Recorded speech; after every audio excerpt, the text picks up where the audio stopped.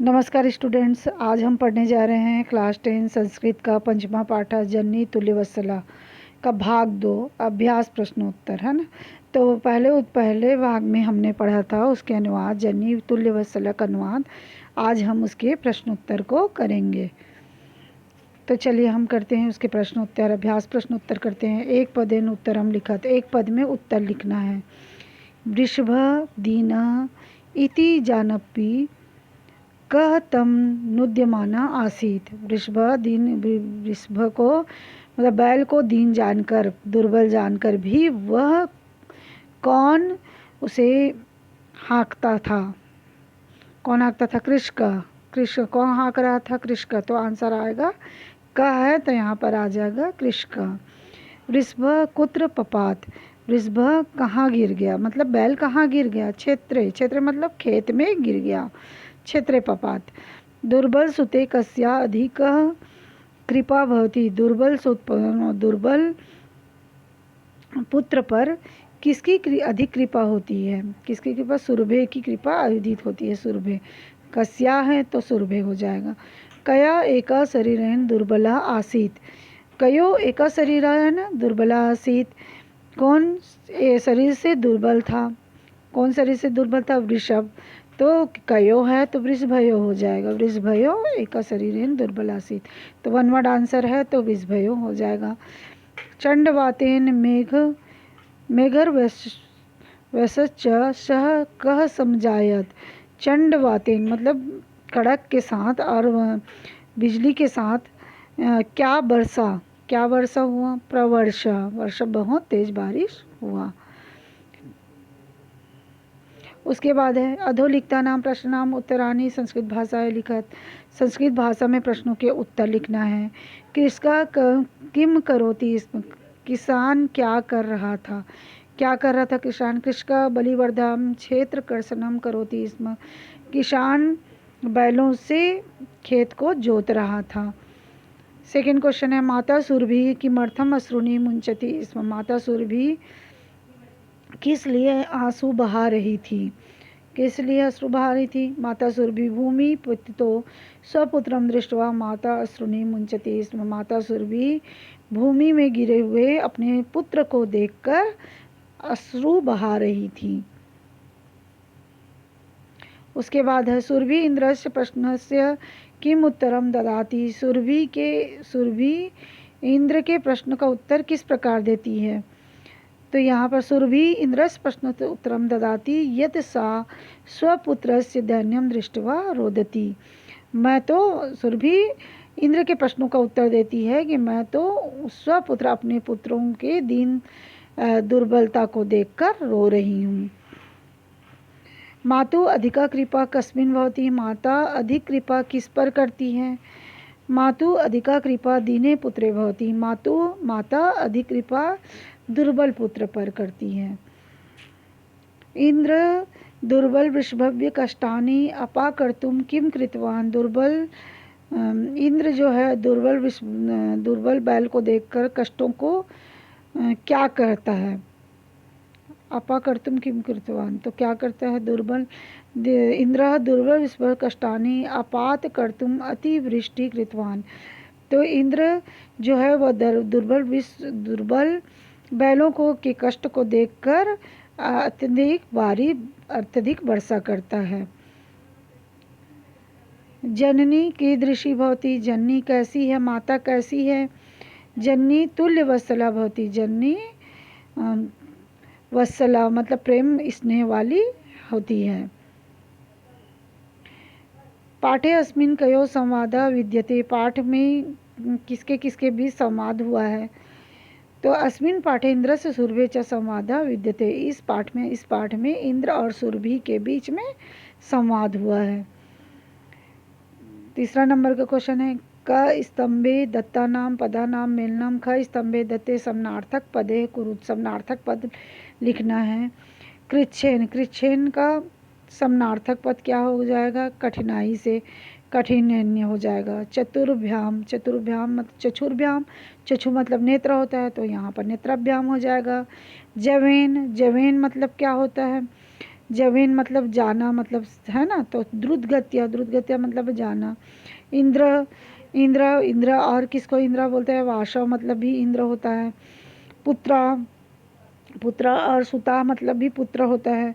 शीघ्रम शीघ्रम मतलब जल्दी, तो यहाँ पर शीघ्रम अचिरम मतलब भी जल्दी होता है। बलिवर्धा मतलब बैल, वृषभा मीन्स भी बैल होता है। तो यहाँ पर समानार्थक पद देखिए। प्रश्न नंबर 4 है, स्थूल पदम आधृत्य प्रश्न निर्माणम कुरुत। स्थूल पद जो दिया हुआ है उसको देखकर हमको प्रश्न निर्माण करना है। स कृच्छेन भारम उद्वहति, तो कृच्छेन ये क्रिया विशेषण है, तो यहाँ पर आ जाएगा कथम। स कथम भारम उद्वहति। सुरादीपा ताम अपृच्छत, सुरादीपा एक वचन है, तो यहाँ पर आ जाएगा कह। अयम अन्येभ्यो दुर्बलः, दुर्बल अन्येभ्यो दिया है तो केभ्य हो जाएगा। धेनु नाम माता सुरभि आसी, धेनु नाम दिया है तो कस्याम हो जाएगा। सहस्रा अधिकेषु पुत्रेषु सतस्वपी सा दुखी आसीत, तो सहस्राधिकेषु दिया है तो इसलिए यहाँ पर कतीसु हो जाएगा। और यहाँ पर इसको पूरा लिख के, जैसे ये फर्स्ट क्वेश्चन है, जैसे सह कथम भारम उद्वहति, तो क्वेश्चन मार्क का चिन्ह हमको सभी में लगा देना है, उस प्रकार से लिख के। उसके बाद है रेखांकित पदे यथास्थानम संधि विच्छेद व कुरुत, संधि विग्रह करना है या संधि विच्छेद करना है या उसको जोड़कर लिखना है, जो जुड़ा हुआ है उसको। तो कृष्का क्षेत्र कर्षणम कुर्वन्न प्लस आसीत, तो ये कुर्वन्न प्लस आसीत को जोड़ेंगे तो कुर्वन्नासीत हो जाएगा। तो इसको जोड़ के लिखना है, जो विग्रह है उसको जोड़ के लिखना है और जो जुड़ा हुआ है उसको विग्रह करके लिखना है। तो यहाँ पर कुर्वन्न प्लस आसीत कुर्वन्नासीत हो जाएगा। तयो रेखा वृषभ दुर्बला आसीत, तयो रेखा दिया है, तयो प्लस एका, तयो रेखा हो जाएगा।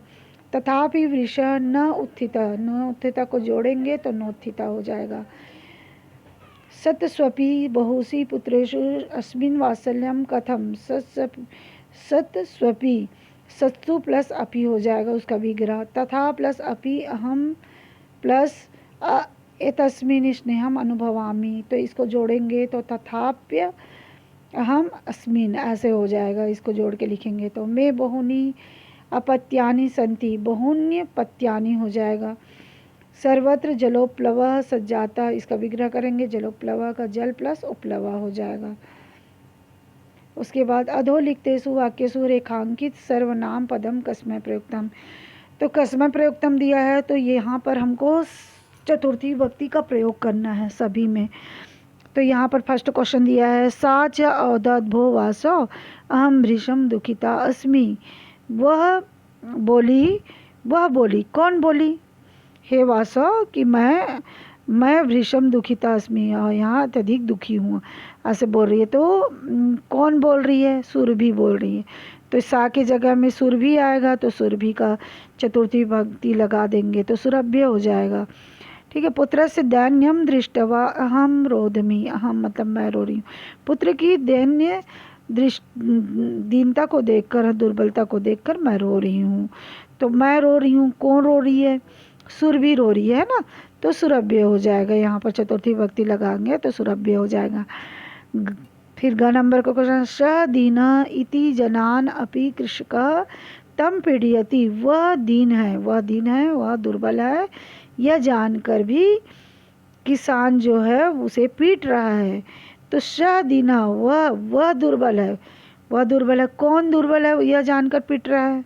स मतलब वृषभ है ना, वह की जगह में हमको किसका प्रयोग करना है, वृषभ का प्रयोग करना है। तो वृषभ का चतुर्थी विभक्ति हो जाएगा वृषभाय, तो आंसर आ जाएगा वृषभाय। मैं बहुनी अपत्यानि संति, मैं मेरी बहुत सारी संतान है ना। तो यहाँ पर किसकी, मैं मतलब किसकी, सुरभि की, तो सुरभ्य हो जाएगा चतुर्थी विभक्ति। स च ताम एवं असावंत्यत है ना, स च ताम एवं असावंत्यत, तो यहाँ पर बोल रहे हैं, तो यहाँ पर इंद्र बोल रहे हैं ना, तो इंद्र बोल रहा है तो यहाँ पर इंद्राय हो जाएगा। सहस्रेषु पुत्रेषु स्वपि तव अस्मिन् प्रीति अस्ति, मेरे 100 पुत्र हैं फिर भी तुम सब में मेरी प्रीति है। तव तव तुम्हारे, तो तव मतलब किसकी तुम्हारे 100 पुत्र होते हुए भी सब में तुम्हारी प्रीति है, तुम्हारे, है ना। तो सुरभ्य हो जाएगा, सुरभि की प्रीति है सब पुत्रों में, तो सुरभ्य हो जाएगा। इस प्रकार से क्वेश्चन नंबर 7 है, क स्तंभे विशेषण पदम लिखितम ख स्तंभे पुनः विशेष पदम तयो मेलनम कुरुत। तो ये चैप्टर के हिसाब से रहता है, पाठ में जो जो आया है उसके हिसाब से हमको विशेषण और विशेष पद को मिलान करना है। तो यहाँ पर पहला दिया है कश्चित। कश्चित क्या है? कश्चित कृषक, है ना, कोई कृषक दिया हुआ है फर्स्ट लाइन में। दुर्बलम, दुर्बल कौन था? दुर्बल कौन था? तो ख वृषभ था ना, बैल दुर्बल था। दुर्बलम वृषभम। क्रुद्ध, क्रुद्ध कौन था? क्रुद्ध वो कृषि वाला था, है ना, मतलब किसान था क्रुद्ध। सहस्राधिकेषु, सहस्राधिकेषु पुत्रेषु, मतलब पुत्र था, बहुत अधिक पुत्र। अभ्यधिक, अभ्यधिक कौन था? अभ्यधिक कृपा हो जाएगा। विस्मित, विस्मित क्या हो जाएगा? विस्मित अखंडल। तुल्यवत्सला, तुल्यवत्सला हो जाएगा जननी। तो इस प्रकार से ये विशेषण विशेष चैप्टर के हिसाब से बनता है, चैप्टर में अगल बगल में ये विशेषण विशेष्य रहता है। तो इस प्रकार से ये सारे इस चैप्टर का प्रश्न उत्तर को हमने देखा अभी, ठीक है।